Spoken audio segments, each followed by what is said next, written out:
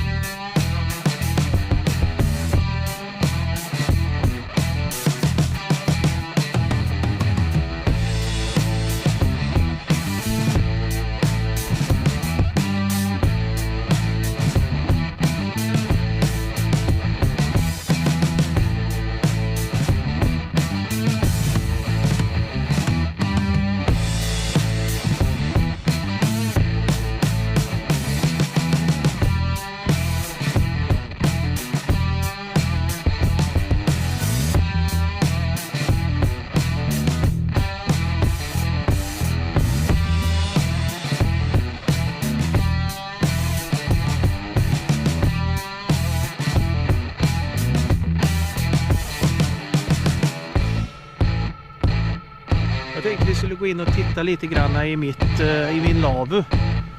Jag kör med Nordmarka helsport. 8-10 personer. Och kör då med vedkamin, tältkamin.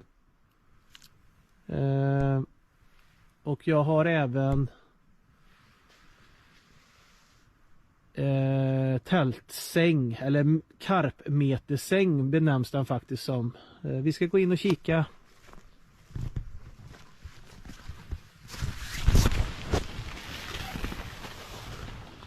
Så här ser det ut just nu. Jag brukar ha ett bord ståendes där, men nu har jag plockat ner det för jag ska skida ut härifrån imorgon 3 kilometer ut till min bil som står ute vid den berömda samevägen, Kutturavägen som den kallas. Och här har jag ju min kamin. Det är en stadig pjäs. Jag har även helsportskaminen i rostfritt. Den har fungerat bra, men jag tycker den här är mycket bättre och dessutom till ett mycket bättre pris. Den här tältkaminen kostar 995 kronor och du får in 45 cm klampar i den och där kan ni se, det är bra drag i den. Och jämföra den här med Helsporten, så kan man väl, det enda positiva då, det är väl att den har ett snyggt utseende. Den här är ju lackad svart i vanlig bondstål. Den här väger 1 kilo mer än Helsports tältkamin. Så det är ingen jätteskillnad. Det enda man ska göra innan man använder den i tältet första gången, det är att elda ur den rejält så att det inte luktar färg första gången man sätter in den i tältet. Så det är ganska viktigt. Sen så kan jag ju jag brukar ställa stora spänner här för att värma varmvatten. När man är ute i bushen så här en längre tid så måste man ju någon gång duscha av sig. De här kan man ju även vinkla in så att man får en bättre platt yta. Och då kan man ju vinkla ut dem när man vill. Man kan hänga, som jag brukar göra, brukar sätta in fingrarna här i fingervantar på vintern, även på sommaren när jag har gummihandskar att arbeta med. Så torkar de jättebra där.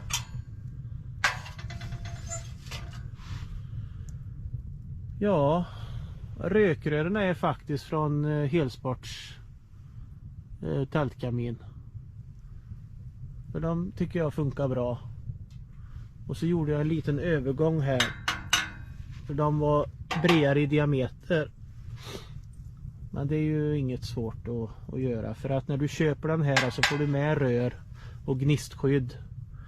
Men rören räckte inte hela vägen upp för min lavu. Så att då tänkte jag att då använder jag mig utav Helsports rökrör istället. Och det fungerar alldeles utmärkt. Och sen så tänkte jag visa den här bäddsängen här. Eller tältsängen. Det är Sonix XTI. Och den är extra bred. Jag har provat ett antal varianter som är lite smalare. Men den här är klart den bästa tältsängen jag har legat i någonsin. Om man jämför med de andra. Och den här kostar ju lite mera pengar, men det var det verkligen värt. Och det kanske inte är en säng som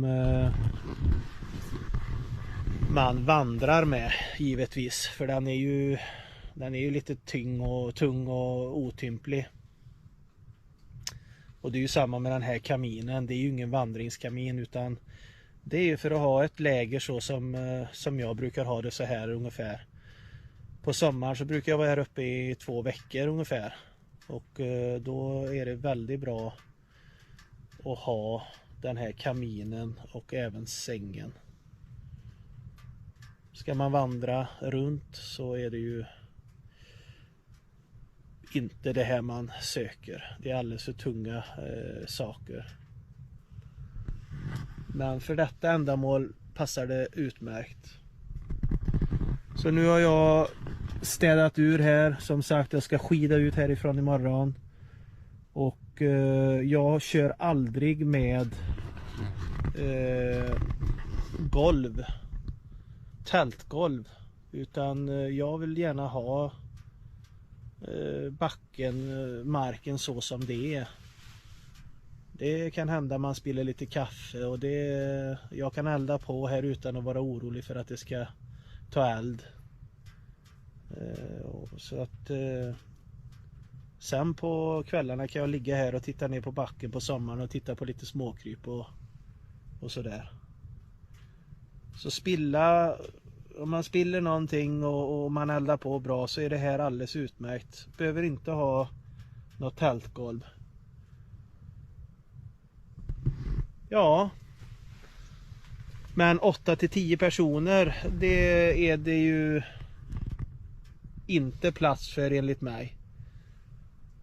Har du en vedkamin, tältkamin i mitten här och ingenting annat utan man ska ligga och sova, så skulle jag kunna tänka mig i alla fall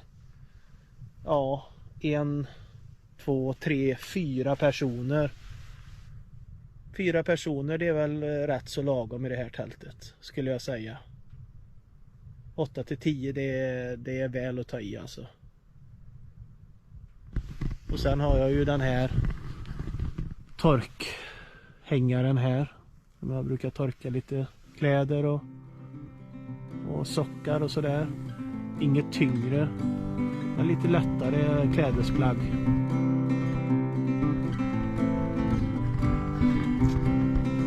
Ja, det var det tältet eller lavun. Om ni känner att ni tycker att det skulle vara intressant att följa mitt guldgrävaräventyr här i Finland, så kan ni gärna prenumerera på min kanal. Det kommer komma mycket framöver om hur vi härjar här uppe i finska Lappland. Mycket äventyr framöver. Ha det gött.